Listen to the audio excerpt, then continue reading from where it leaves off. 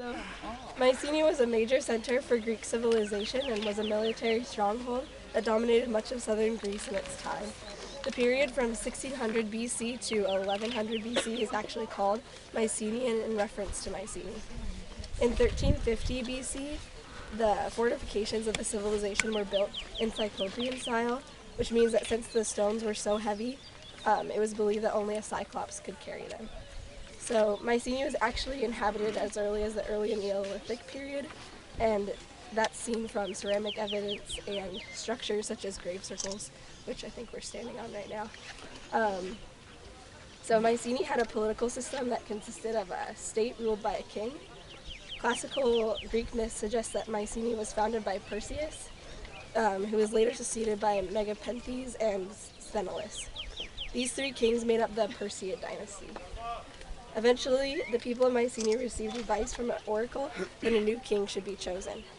Two brothers, Atreus and Thyestes, contended for the position, and ultimately Atreus was chosen after intervention from nature. This appointment was considered the start of the Atreid dynasty. Atreus had two sons, Agamemnon and Menelaus. Tyrannus had two daughters, Helen and Clytemnestra, who married Agamemnon and Menelaus respectively.